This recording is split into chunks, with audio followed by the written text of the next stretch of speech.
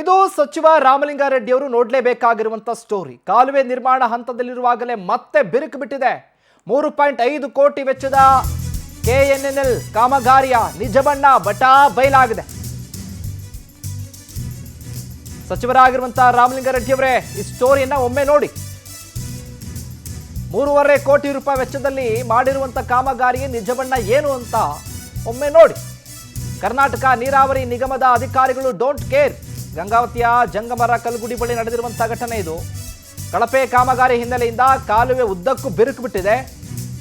KNNL Vaddarahalli ವಿಭಾಗದ AEE ಜೆಇಗಳು full ಗಪ್ಚುಪ್ ಆಗಿಬಿಟ್ಟಿದ್ದಾರೆ. ಕಳಪೆ ಕಾಮಗಾರಿ ಗುಣಮಟ್ಟದ ಬಗ್ಗೆ ರೈತರು ಆಕ್ರೋಶವನ್ನ ವ್ಯಕ್ತಪಡಿಸಿದ್ದಾರೆ. ಸಾರಿಗೆ ಸಚಿವರು ಆಗಿದ್ದಂಥ ರಾಮಲಿಂಗಾರೆಡ್ಡಿ ಅವರು ಈಗ ಏನು ಜಲಸಂಪನ್ಮೂಲ ಸಚಿವರಾಗಿದ್ದಾರೆ. ಹಾಗಾಗಿ ಅಭಿವೃದ್ಧಿ ಬಗ್ಗೆ ಏನು ಗಮನ ಕೊಡ್ತಾರೆ, ಎಲ್ಲೆಲ್ಲಿ ಏನೇನು ಆಗ್ತಾ ಇದೆ, ಕಾಮಗಾರಿ ಹಣವನ್ನು ಯಾವ ರೀತಿ ಪೋಲ್ ಮಾಡ್ತಿದ್ದಾರೆ. 3.5 ಕೋಟಿ ರೂಪಾಯಿ ವೆಚ್ಚದಲ್ಲಿ ಆಗಿರುವಂಥ ಯೋಜನೆ ಇದು. ಉದ್ದಕ್ಕೂ ಕೂಡ ಕಂಪ್ಲೀಟ್ ಆಗಿ ಬಿರುಕು ಬಿಟ್ಟಿರುವಂಥ ದೃಶ್ಯಾವಳಿಗಳನ್ನ ಗಮನಿಸ್ತಾ ಇದ್ದೀರಿ. ರೈತರು ಕೂಡ ಆಕ್ರೋಶವನ್ನು ವ್ಯಕ್ತಪಡಿಸಿದ್ದಾರೆ ಈ ಘಟನೆಯಿಂದಾಗಿ. ಇನ್ನು ಇದೇ ವಿಚಾರಕ್ಕೆ ಸಂಬಂಧಪಟ್ಟ ಹಾಗೆ ಹೆಚ್ಚಿನ ಅಪ್ಡೇಟ್ಸ್ ಅನ್ನು ಕೊಡ್ತಾರೆ ನಮ್ಮ ಕೊಪ್ಪಳ ಪ್ರತಿನಿಧಿ ಶುಕ್ರಾಜ್ ಫೋನ್ ಸಂಪರ್ಕದಲ್ಲಿ ಜಾಯ್ನ್ ಆಗಿದ್ದಾರೆ. ಶುಕ್ರಾಜ್, ನೋಡ್ತಾ ಇದ್ದೀವಿ 3.5 ಕೋಟಿ ರೂಪಾಯಿ ವೆಚ್ಚದಲ್ಲಿ ಆಗಿರುವಂಥ ಕಾಮಗಾರಿ ಹೇಗಾಗಿದೆ ಅಂತ ಅಪ್ಡೇಟ್ಸ್ ಕೊಡೋದಾದ್ರೆ. ಈಗ ಕಾಲುವೆ ಬಿರುಕು ಬಿಟ್ಟಿದೆಯಲ್ಲ, ಇದು ನಿಜಕ್ಕೂ ವಿಪರ್ಯಾಸ ಅಂತ ಹೇಳ್ಬೋದು. ಯಾಕಂತಂದ್ರೆ ಈ ಭಾಗದ ರೈತರ ಒಂದು ಕನಸಾಗಿತ್ತು ಈ ಒಂದು ಕಾಲುವೆ ನಿರ್ಮಾಣ ಆಗ್ಬೇಕಂತಂದು. ಸುಮಾರು 50-60 ವರ್ಷಗಳಿಂದ ಈ ಭಾಗದಲ್ಲಿ ಆ ಕಾಲುವೆ ಮಾಡ್ಬೇಕು ಅನ್ನೋದು ರೈತರ ಒತ್ತಾಯ ಆಗಿತ್ತು.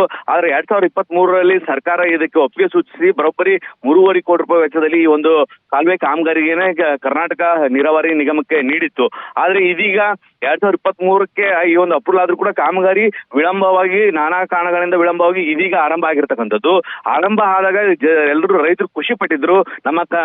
ನಮ್ಮ ಈ ಭಾಗಕ್ಕೆ ಕಾಲುವೆ ಆದ್ರೆ ನಮ್ಗೆ ಸಾಕಷ್ಟು ನೀರು, ಅಂದ್ರೆ ಅಂತಿಮವರೆಗೂ ಏನು ರೈತರ ಜಮೀನುಗಳಿಗೆ ನೀರು ತಲುಪುತ್ತೆ ಅನ್ನೋ ಒಂದು ಆಶಾಭಾವನೆ ಇತ್ತು. ಆದ್ರೆ ಈ ಒಂದು ಕಾಮಗಾರಿ ನೋಡಿದ್ರೆ ನಿಜಕ್ಕೂ ರೈತರ ಕಣ್ಣೀರು ಹಾಕುವಂತ ಪರಿಸ್ಥಿತಿಯಲ್ಲಿ ನಿರ್ಮಾಣ ಆಗಿದೆ ಅಂತಾನೆ ಹೇಳ್ಬೋದು. ಯಾಕಂತಂದ್ರೆ ಏನು ಕಾಮಗಾರಿ ಆರಂಭ ಆಗಿತ್ತು, ನಮ್ಮ ಪವರ್ ಟಿವಿಯಲ್ಲೇ ಕಳೆದ ವಾರವಷ್ಟೇ ನಾವು ಈ ಒಂದು ವರದಿಯನ್ನು ಬಿತ್ತರಿಸಿದ್ವಿ. ಈ ಕಾಮಗಾರಿ ಬಿರುಕು ಬಿಟ್ಟಿದೆ ಅಂತಂದ್ರು.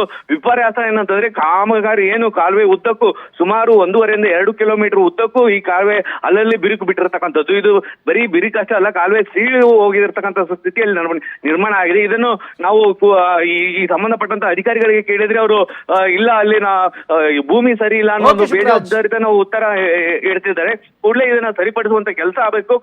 ಏನ್ ಕಾಂಟ್ರಾಕ್ಟರ್ ಇದ್ದಾರೆ ಅವ್ರ ವಿರುದ್ಧ ಕ್ರಮ ಕೈಗೊಳ್ಳಬೇಕಂತ ರೈತರು ಆಗ್ರಹ ಮಾಡ್ತಿದ್ದಾರೆ. ಶಿವಕುಮಾರ್, ಥ್ಯಾಂಕ್ ಯು ಶುಕ್ರಾಜ್ ನಿಮ್ಮೆಲ್ಲ ಮಾಹಿತಿಗಾಗಿ.